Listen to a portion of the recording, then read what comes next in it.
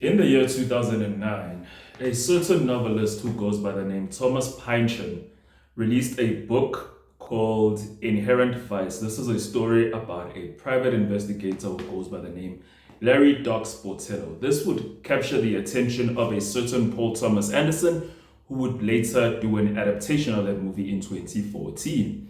Now, a lot of people weren't really here for the movie. They called it like a very confusing movie. Some people have called it like Paul Thomas Anderson attempting to do the Big Lebowski. And I see all of that. But that's a movie that I personally love. That doesn't matter. In 2025, Paul Thomas Anderson would give another Thomas Pynchon novel a try. But this one will be a Thomas Pynchon novel from the 1990s called The Vinelands. And it would give us the movie that I want to talk to you guys about today, One Battle After Another. This movie tells a story about this man named Ghetto Pat, who basically joins these group of revolutionaries in the United States of America. It's an adaptation of the Thomas Pynchon novel.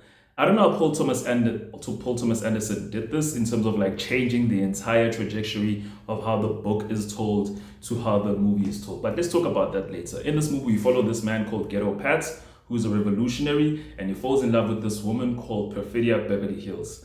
They fall in love, they have a child, and the child's name is Willa Ferguson. Well, at least that's the name that they use when shit hits the fan. So what happens is this revolutionary group is basically attracts the attention of this no-nonsense military officer who goes by the name of Stephen J. Lockjaw. And it's been years later, after Perfidia Beverly Hills did some certain favors to get herself out of trouble at the expense of a fellow comrade. So it's years later, the baby is born and is being raised by Ghetto Pat, who is on the run and has had to change his identity and now goes by the name Bob Ferguson. And his daughter, whose name I don't remember is Charlene, is now Willa Ferguson. So after this one man learns about the fact that he might or might not have a daughter, Stephen J. Lockjaw, due to the favors that Perfidia had to do to get herself out of trouble, he basically starts hunting down this girl because he wants to join this cult who call themselves the Christmas Adventurers Club.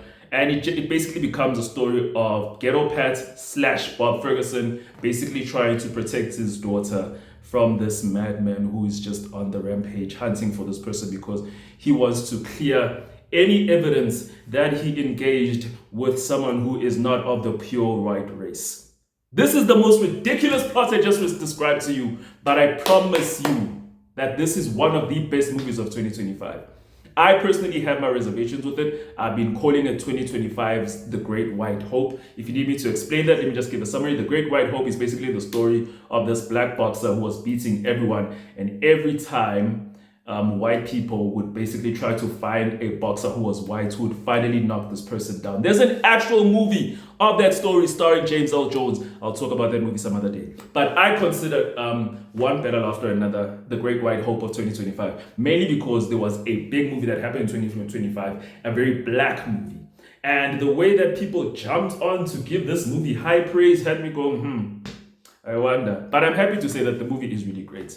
I still think that like the push for it is very political, but I do think that it's a well-made movie. Paul Thomas Anderson just uses all of his skills, everything that you love from every Paul Thomas Anderson movie that you've watched in the past, from movies that were dismissed by people such as Magnolia, to movies where he was trying something such as Punch Drunk Love, to Paul Thomas Anderson at his best in movies such as There Will Be Blood. You get all of that in combination in this movie. I haven't even told you who stars in the movie because that's how good the movie is. The movie stars Leonardo DiCaprio, who plays Bob Ferguson, aka Ghetto Pat. It stars newcomer Chase Infinity, who was very popular in TV shows. I think this is like her first ever breakout in a feature. It stars Tiana Taylor, who plays Perfidia Beverly Hills. It stars Regina Hall, personally my favorite character in the whole movie. Forgot her name. It stars Sean Penn, who plays Stephen J. Lockjaw. And one thing you need to know about Sean Penn, that guy's crazy. That guy's insane. That guy's insane. And that character, I still think that he's not acting. That's Sean Penn. That is Charlize Theron's ex-husband. Those are the kind of people that white South Africans are attracted to. But anyway, guys, let me stop talking. Let me just leave with this. If you have been looking for reasons to not watch this movie, I want you to ignore those reasons and watch one battle after another. It's really that good. Paul Thomas Anderson left his Paul Thomas Anders Susie into that thing. And if he wins the Oscar for Best Director, whatever, whatever. But yeah, thank you for watching, guys, and I hope you all have a lovely day. Sure.